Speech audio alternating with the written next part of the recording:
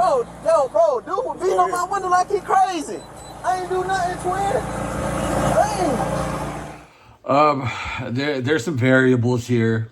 While I've been on the wrong side of the law in a negative situation like this before, I kind of definitely would go with Tyreek on this.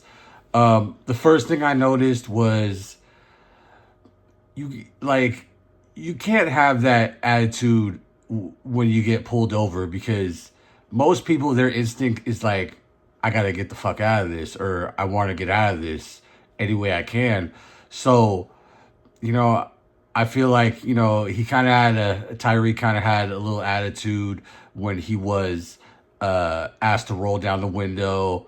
But then also when the police officer started knocking on um, the window, it felt like kind of aggressive, like, hey, I'm the boss. You better fucking listen to me. You could already tell.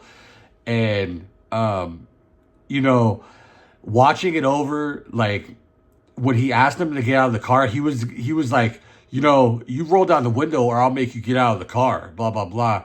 And then he proceeded, like, midway into saying that same sentence again, he just yanked him out of the car and was like, yeah, get out of the car, come on. And he was just irate. This guy, I guess, was he's like has 24 years of service with the Dade County Sheriff's office. You're a veteran. You have to have more restraint to this, because 99% out of 100, the person getting pulled over is going to have attitude, black, white, brown, whatever.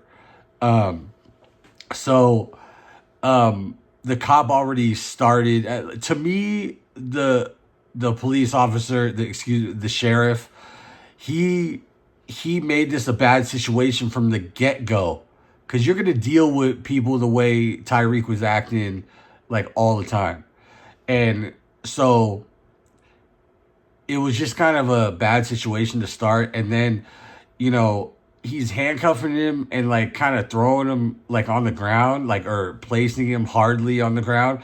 It's just like, it was, I forget what he got a ticket for. I think he got a ticket for maybe, he got a ticket for speeding or whatever.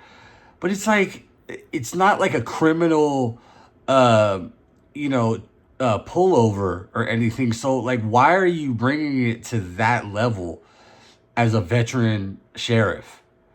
And it just kind of escalated, because even his teammates were pulling up just trying to aid him, and the same sheriff was just being irate to the guys just trying to help out their teammate.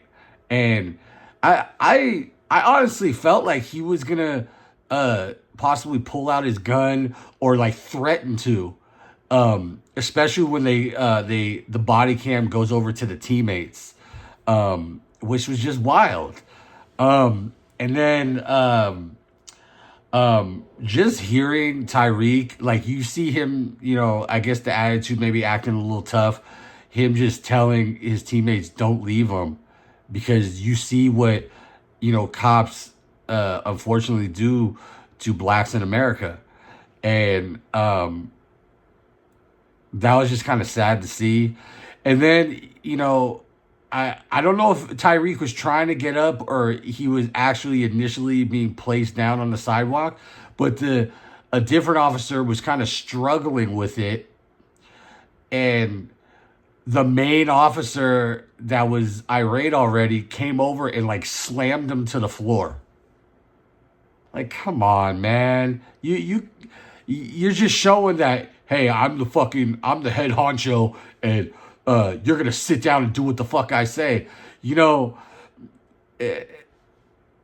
have to do everything they say, which that's what really bugged me. And it's just like, it kind of made me just cliche to, a few cops that become cops.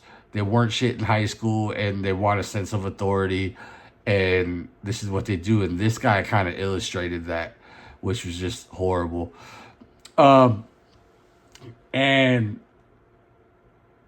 it's crazy too because Tyreek Hill even said after his career he wants to look into possibly being a sheriff.